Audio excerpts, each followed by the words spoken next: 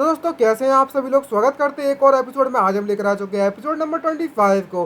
I hope आपको हमारी video अच्छी लगी होगी तो लाइक एंड सब्सक्राइब करना मत भूलिएगा। तो चलिए शुरू करते हैं। लास्ट एपिसोड में आप सभी लोगों ने देखा ही था कि किस तरीके से जो डीमन क्वीन होती है वो एम्परर को बुलाने में लगी हुई होती है। तभी एम्परर भी अपने असली रूप में वहां पर आ जाता है, जिसके कारण वहां पर एक बहुत बड़ी लाइटनिंग बीम निकलती है आसमान में। तभी वहाँ पर जो बाहर के लोग होते हैं वो जो देखते हैं और कहने लगते हैं यहाँ पर क्या हो रहा है, ये आसमान आखिरकार चमक क्यों ना अचानक से। तभी एक जो न्यूज़ रिपोर्टर होता है, कुछ लोग होते हैं जो वीडियोस बना के डालने लगते हैं और कहने लगते हैं हेलो गाइस, जैसा कि आप सभी लोग देख रखते हो कि एक सिटी के बीच में ये लाइट का पोल यहाँ पर खंबा आ चुका है अचानक से, और हमें भी नहीं पता है कि ये क्यों आ गया है। और इसके ऊंचाइयों को तो देखो जो आसमान को छूने में लगा हुआ है। चलो मैं आपको क्रॉस से दिखाता हूँ और ज़्यादा नज़दीक से दिखाता हूँ। जैसा कि आप सब लोग देख सकते हो कि जो लाइट है वो आसमान जिस तरफ जा रही है वहां पर उसने बादलों को चीर दिया और बादल वहां से हटते हुए आसमान की तरफ जा रहे हैं। और जो लाइटनिंग का पोल है वो कतई कतई ऐसा लग रहा है जैसे कि दुनिया तबाह होने वाली है। क्या ये किसी तरीके की सैटेलाइट रे है। तभी वहां पर किसी को घूमते हुए दिखाया जाता है, जैसे कि आप सभी लोग देखते हो परछाई से दिखती है। इसको देखकर वह कहने लगता है शिट, ओ शिट, ये क्या चीज़ है। वहां पर आसमान में किसी को उड़ते हुए देखो, और जब वो उंगली करता है तो ये चीज़ वो वायरल हो जाती है इंटरनेट पर, और वहां पर कई सारे लाइक भी आते हैं और सभी लोग देखने लगते हैं न्यूज़ पर। और दूसरी तरफ हमें सॉन्ग को दिखाया जाता है जो कि उस न्यूज़ को देखने में लगी हुई थी अपने कमरे में बैठकर, और कह रही होती है शिट।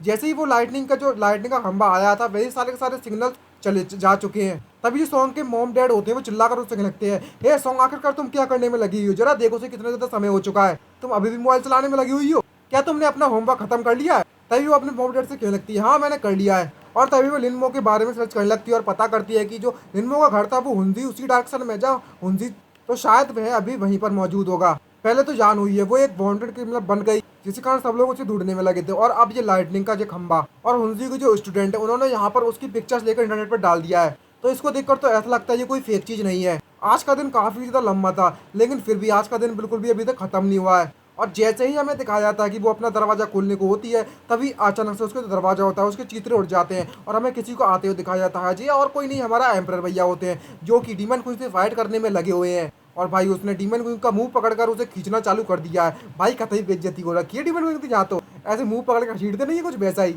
और जब ऐसा देखती है सॉन्ग तो वो कतई शौक हो जाती है, उसके घर की तो ऐसी तैसी हो जाती है। और वो देखती है कि उसका पूरे ऊपर जो हॉलवे होता है वो टूट चुका है, और कहती है अबे तेरी ये क्या था। अब उसके हाथ में सिर्फ एक हैंडल बचा रह गया है, और उसका दरवाजा और पूरी की पूरी दीवार के तो चीर उड़ चुके हैं। और एम्पर जो डीमन क्वीन होती है वो दोनों के दोनों घर को क्रॉस कर चुके हैं और जोर से चिल्लाकर कह रहे होते हैं आखिरकार अभी यहाँ पर क्या हुआ। और उन्हें दिखाया जाता है कि उसने तो बिल्डिंगों को क्रॉस कर दिया है। तभी जो डीमन क्वीन होती है वो एम्पर से फाइट करती है, उससे कह लगती है तुम अपनी बिना हॉली स्वॉर्ड के कुछ भी नहीं हो, तुम कुछ भी बिल्कुल पावरफुल ना दिख रहे। और अपनी डीमन स्वॉर्ड निकालकर उससे फाइट करने के लिए लगती है। भाई साहब इस डीमन किंग से सिक्स पैक तो देखो और बॉडी बिल्डिंग तो देखो भाई साहब, आलू और आलू के साथ बड़े बड़े गुब्बारे, भाई साहब क्या बॉडी है। और तभी वो अपनी स्वॉर्ड से एम्पर पर अटैक कर देती है और कहने लगती है तुम मेरे लिए पंचिंग बैग से ज़्यादा कुछ भी नहीं हो, और एम्पर सीधे जाकर ज़मीन में गिर जाता है। और तभी जो डीमन क्वीन होती है वो वापस से अपनी स्वॉर्ड को अपनी रिंग में डालते हुए अपने हाथों में अपनी एनर्जी को इकट्ठा करने लगती है ताकि उसको एक ब्लास्ट में उड़ा सके। और इस एक ब्लास्ट को आसमान की तरफ ब्लास्ट कर देती है, जिसके कारण ब्लैक कलर की एनर्जी रिलीज होती है आसमान की तरफ। और इस समय जो डीमन क्वीन होती है अब लग रही है भाई साहब कतई बवाल, एकदम एकदम माल लग रही है माल। और आसमान में जैसे ही उस लाइटनिंग बीम को छोड़ती है ब्लैक कलर की, तो आसमान में एक बहुत बड़ा होल हो जाता है और वो एक स्पेल कास्ट करने लगती है, जिसके कारण वहाँ पर आसमान में जितने भी बादल होते हैं वो काले कलर के बादल आसपास इकट्ठा होना चालू हो जाते हैं। और हमें दिखाया जाता है कि वहाँ पर इकट्ठा होने के बाद एक गोल गोल का बवंडर टाइप का बनने लगता है, और तभी आसमान में दो आंखें दिखाई देती हैं और वो आंखें और ज़्यादा बड़ी हो जाती हैं। और उस आसमान में से एक बहुत बड़ा पाइथन जनरेट करता है, और वो पाइथन इतना ज़्यादा डरावना दिख रहा होता है बड़े बड़े मुंह के साथ, और वो सीधे जाकर अपने मुंह से उस एक लाइटनिंग बीम उसकी तरफ छोड़ देता है एम्परर की तरफ, जिससे कारण जिस जगह पर वो लाइटनिंग बीम लगती है उस पाइथन की, वहाँ पर बहुत बड़ा धमाका होता है। और जितने भी वहाँ पर लोग होते हैं वो सभी तो लोग मारे जा रहे होते हैं और अपनी जान बचाकर भागने में लगे हुए हैं। और तभी ये सब देखती है डीमन को लगती है ऐसा नहीं हो सकता, तुमने तो इस अटैक को डॉट भी नहीं किया। और तभी नीचे नोटिस करती है किसी चीज़ को, और उससे कह लगती है नहीं, ऐसा कैसे हो सकता है कि आखिरकार तुम जैसे हर किसी इंसान मतलब हर किसी लोग के पास तुम्हारे साथ एक टर्टल शेल होता है दूसरों को बचाने के लिए, ये बिल्कुल भी फेयर नहीं है यार। तुम्हारे पास इतनी ज़्यादा पावरफुल मैजिक शील्ड है कि वो मेरे अटैक को भी झेल सके। तभी जो एम्परर होता है वो डीमन क्वीन से कह लगता है कि मैंने सुना है कि जो प्रीवियस जनरेशन के डीमन क्वीन था वो किंग था, वो इतना ज़्यादा ब्रूटल नहीं था, मतलब ब्रूटल था, लेकिन इतने ज़्यादा इनोसेंट लोगों को मारना और इतना ज़्यादा दुनिया में तबाही मचाना, लेकिन वो इतना ज़्यादा भी नहीं था जितना तुम हो अभी की प्रेजेंट की जनरेशन है। और उसके अभी की जो जनरेशन है वो जो डीमन किंग्स की, वो तो और भी ज़्यादा ब्रूटल है उससे लेकर। पहले तो मैंने इस बात को लेकर बिल्कुल भी विश्वास नहीं किया और मेरी पिछली लाइफ में इस बात का रियलाइज भी नहीं हुआ जब हम लोगों ने वहाँ पर फाइट की थी। लेकिन अभी देखकर तो मुझे ऐसा लगता है जैसा बाप वैसा बेटा। भाई वैसे तो बिटियाँ आए जी। और ये सुनने के बाद डीमन क्वीन को बहुत ज़्यादा गुस्सा आने लगती है और वो बहुत ज़्यादा भड़क जाती है, उसका दिमाग का पारा चढ़ जाता है और क्या लगती है तुम्हारी हिम्मत कैसे हुई इस बात को मेंशन करने के लिए, और अपने पाइथन को ऑर्डर देती है उस पर अटैक करने के लिए। और कहने लगती है आखिरकार तुम्हारी हिम्मत कैसे हुई जो मेरे फैमिली से बिल्कुल भी बिलोंग नहीं करता और मेरे फैमिली मैटर में इस तरीके से बोलने की तेरी हिम्मत कैसे हुई, अभी सबक सिखाती हूँ। और वो कई सारे एनर्जी के गोले उसकी तरफ फेंकना चालू कर देती है और डीमन को उससे कहने लगती है ऑफकोर्स सीधी सी बात है कि मैं भी इन सिविलियंस को नहीं मारना चाहती, लेकिन जब तक तुम जिंदा हो तब तक मुझे ऐसा करना पड़ेगा। अगर तुम यहाँ पर मारे जाते हो तो ये सभी के सभी जिंदा रहेंगे। तो इन सभी के सभी लोगों के लिए मैं चाहती हूँ कि तुम अपने आप को गिव अप कर दो और मेरे हाथों से मारे जाओ। और ये बात सुनने के बाद एम्परर उससे क्या लगता है क्या लोगों की रक्षा के लिए और उनके खातिर तुम चाहती हो कि मैं मर जाऊं? तुम सभी के सभी जो डीमन किंग से जितने भी प्रीवियस डीमन किंग थे वो सभी के सभी शिट मतलब एकदम बकवास करते हैं और कुछ नहीं, और बहुत ज़्यादा हाइपोक्रिप्ट हो। तभी हमें उस पाइथन को दिखाया जाता है जो कि अपने नीचे बीम को छोड़ता है और एकदम से स्टार्टिंग से लेकर उस एंड तक बीम को चालू करता है और हर जगह को तबाह करना रखता है। और एम्परर उससे क्या लगता है आखिरकार ये तुम अपने फायदे के लिए जो करने में लगी हुई हो। और जिस जगह पर उसने बीम छोड़ी हुई थी पाइथन जो आसमान से लटकने में लगा हुआ है वहाँ पर बहुत ज़्यादा धमाके होते हैं और एक बहुत बड़ा लावा का वो बन जाता है एकदम नदी जैसी। और तभी इसको देखते हुए एम्परर की जो शील्ड होती है वो टूट जाती है और डीमन को कहने लगती है आखिरकार तुम्हारी जो टर्टल शील्ड है वो आखिरकार टूटी जा चुकी है, अब देखते हैं कि तुम अब क्या करते हो। तभी हमें दिखाया जाता है जो एम्परर होता है उसकी उंगलियां चमकना चालू हो जाती हैं जिसको देखकर वो सरप्राइज होती है डीमन क्वीन और वो अपनी उंगली को घुमाना चालू करता है। ये देखने के बाद डीमन क्वीन का तो सरप्राइज होती है और हमें दिखाया जाता है कि जो पाइथन होता है उसके माथे में से कोई चीज़ निकलती है बहुत ज़्यादा ताकतवर से और वो पाइथन की तो स्वाह हो जाती है। और उसको देखते हुए डीमन को सरप्राइज होती है और कहती है क्या एक स्वॉट टेक्निक, और उस पाइथन के खून के जो धब्बे होते हैं वो सीधे जाकर डीमन क्वीन के सामने से निकलने लगते हैं और डीमन क्वीन ये देखकर सरप्राइज होती है और पसीना पसीना हो जाती है वो भी। बाकी सब छोड़ो गुब्बारे पड़े हैं यार। और तभी हमें दिखाया जाता है जो एम्परर होता है उसके पास एक उड़ती हुई स्वॉर्ड आती है और ये स्वॉर्ड किसी और की नहीं हमारी लोली की स्वॉर्ड है। जैसा कि आप सभी लोग जानते ही होंगे कि जिस लोली इस्तेमाल करने में लगी हुई थी। और एम्परर उस स्वॉर्ड को पकड़ने के बाद कहने लगता है आखिरकार ये स्वॉर्ड यहाँ पर आ चुकी है और इस स्वॉर्ड के पीछे उसकी जो डॉल पपेट होती है वो भी लगी हुई होती है। और एम्परर उसको देखकर कहने लगता है इसका इंतजार करना वाकई में बहुत ज़्यादा फायदेमंद रहा। और इसको देखकर तो ऐसा लगता है कि काफ़ी ज़्यादा अच्छी स्वॉर्ड है। तभी डीमन क्वीन भी अपनी स्वॉर्ड को बुलाती है और उसे अपनी एनर्जी से समन करते हुए उससे कहने लगती है अच्छा तो तुमने यहाँ पर जब मुझे डिस्ट्रैक्ट कर दिया था तुमने वहाँ पर एक पेपर लगा ली थी उस स्वॉर्ड पर ताकि तुम उस स्वॉर्ड का इस्तेमाल करते हो उसे समन कर सको अपने पास, और अपने इस टर्टल सेल का इस्तेमाल किया ताकि मैं उस बात को नोटिस भी ना कर पाऊँ। और जब तुम्हारी स्वॉर्ड यहाँ पर आने वाली थी तब तुमने मुझे प्रोवोक किया और मुझे गुस्सा दिलाया ताकि मैं अपने सबसे ज़्यादा पावरफुल अटैक तुम पर करूँ।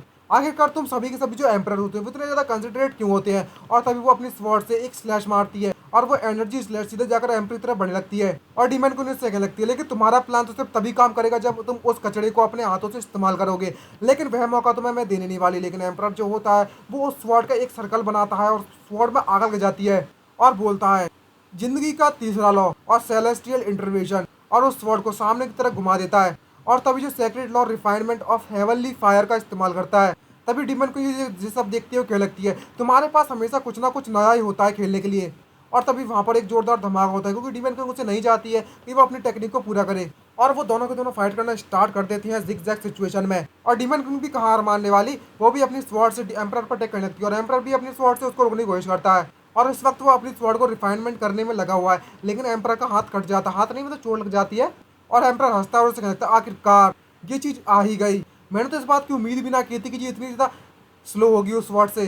तभी वहाँ पर आसमान से हमें दिखाया जाता है कि काफ़ी ज़्यादा एनर्जी निकलती है और एक पेपर डॉल हमें ये पता चलता है कि जो चीज़ चित्रे उड़े होते हैं जिस चीज़ के वो एक पेपर डॉल होती है। इसको देखने के बाद जो डीमन क्वीन होती है वो सरप्राइज होती है और क्या लगती है क्या पेपर डॉल, आखिरकार ये पेपर डॉल यहाँ पर कर क्या रही है और आखिरकार इसके इरादे यहाँ क्या है ऐसा करने के लिए। तो आखिरकार जिस चीज़ ने अभी से हिट किया था वो क्या चीज़ थी।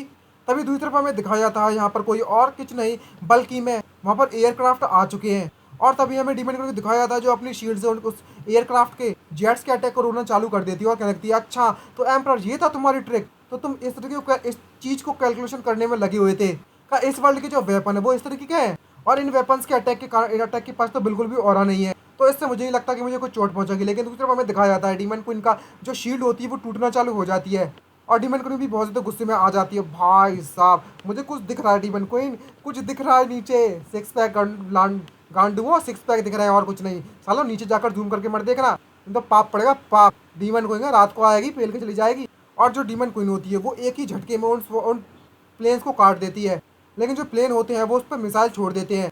और डीमन क्वीन उससे कहने लगती है तुम्हारे मिसाइल तो बहुत ज़्यादा स्लो हैं, बिल्कुल भी नहीं लगने वाले, और उसे डॉज कर देती है। लेकिन जो मिसाइल होते हैं वो वापस से घूमकर आ जाती है, और ये देखने के बाद डीमन क्वीन सरप्राइज होती है क्योंकि जो मिसाइल होते हैं वो एंटी लॉक होते हैं, और भी ज़्यादा मिसाइल्स लॉक कर देते हैं। और जितने भी मिसाइल्स होते हैं कई सारे उस डीमन क्वीन पर लगते लगते हैं और धमाके हो लगते हैं उधर पर।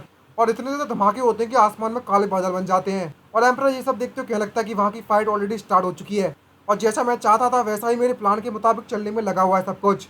इस वर्ल्ड की जो आर्मीज है वो इस डीमन क्वीन को कम से कम 2 मिनट के लिए तो संभाल सकती है, नहीं शायद 1 मिनट ही मैक्सिमम होगी इनके लिए। मेरी बिना हॉली स्वॉर्ड के मैं इस डीमन क्वीन का बिल्कुल भी सामना नहीं कर सकता, इसके सामने मैं कुछ भी नहीं हूँ। कोई फर्क नहीं पड़ता कि मैं इसके साथ कितने राउंड फाइट करूँ, और अगर मुझे इस डीमन क्वीन से जीतना है तो मुझे मेरा खुद का एक वेपन चाहिए जो कि मेरी हॉली स्वॉर्ड जैसा ही एक अच्छा वेपन हो। और उस लोली की स्वॉर्ड को देखते हुए क्या लगता है कि जो मेरे वेपन की जो फॉर्जिंग प्रोसेस थी वो ऑलमोस्ट कंप्लीट हो चुकी थी उस बैटल के दौरान। अब सिर्फ एक आखिरी और क्रूशियल स्टेप बचा हुआ है। और कुछ बोलता है और कहता है कि चलो इस स्वॉर्ड को कूलिंग स्टार्ट करते हैं। और इसी के साथ हमारा ये एपिसोड समाप्त होता है। तो नेक्स्ट एपिसोड में हमें पता चलेगा आखिरकार जो इसकी इमॉर्टल स्वॉर्ड है, आई मीन जो हॉली स्वॉर्ड है, वो किस तरह की बनेगी। एक उस लॉली की स्वॉर्ड से, उस लॉली की स्वॉर्ड के मटेरियल से बना रहा है। और आज के लिए इतना ही, मिलते हैं नेक्स्ट वीडियो में। बाय बाय, सीनोरा साइनिंग आउट। तो बस लाइक एंड सब्सक्राइब करना मत भूलिएगा।